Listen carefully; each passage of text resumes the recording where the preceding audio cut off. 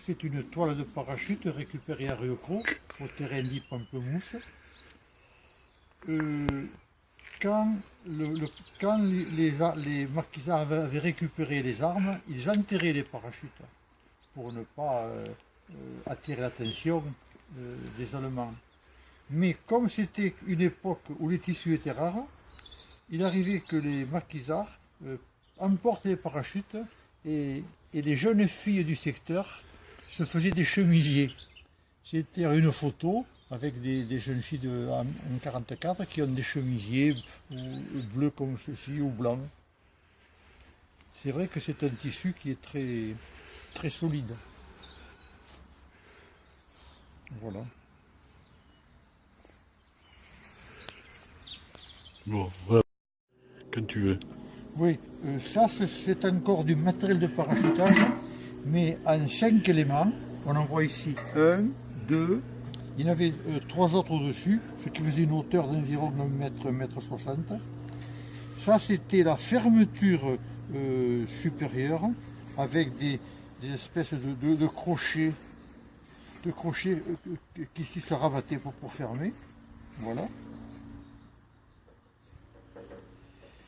Là aussi on voit de grosses attaches auxquelles étaient attachés les sangles du parachute qu'on a conservé. Vu les dimensions de chaque élément, je suppose qu'il s'agissait de mitraillettes démontées, de munitions ou de petits matériels.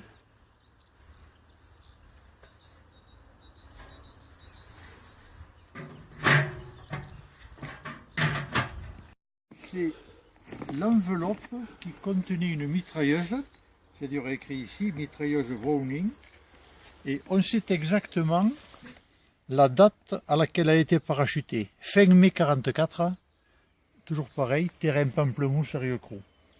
Cette mitrailleuse a d'ailleurs servi aux maquisards le 9 juin 44, donc une grosse semaine après. Et les Allemands ont pu s'emparer, ont tué les serveurs de la mitrailleuse lors de la bataille de Vira et se sont emparés bien sûr de l'arme.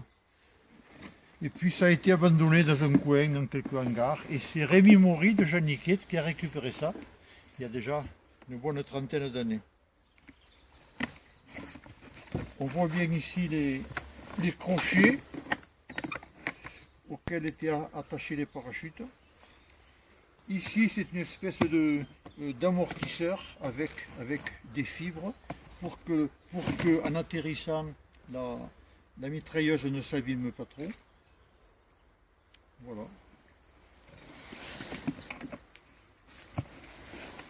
On peut penser avec émotion que les 3 servantes de mitrailleuses ont été tuées en défendant leur arme.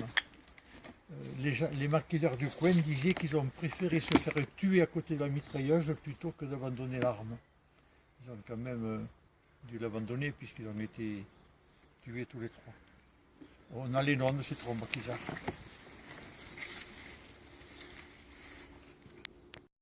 Cette grosse lampe nous a été confiée par Emmanuel Trasté, qui donc était au maquis de Mans dans la forêt. Et elle a servi lors des parachutages qui se sont effectués juste à côté de la forêt de Mans, à côté de la ferme du Four, où habite en ce moment Aimon Rigaille.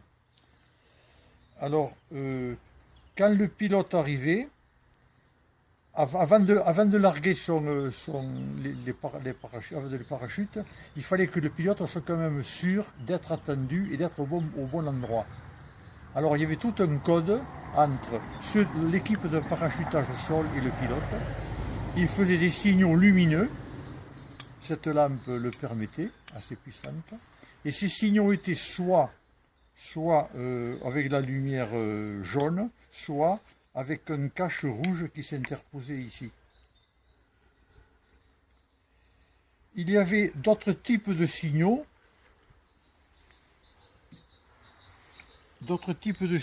en morse, car le pilote larguait si l'équipe au sol lui répondait avec des signaux lumineux passés par lampe électrique. Alors ceci c'est donc une petite pile électrique. Et ici, le poussoir comment dire, qui est muni d'un ressort. Le poussoir permet d'émettre des signaux, hein, amorces bien sûr, hein, les fameux traits ou les points. Tu peux l'ouvrir là, je vais le prendre de Oui. près. Voilà, on revient ici. Hein. Ta, ti, ta, ta, ta, ti, ta, ti, voilà. Voilà.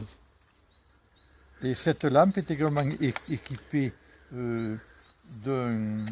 d'obturateurs qui permettent d'avoir soit une lumière blanche, soit une lumière rouge. Si on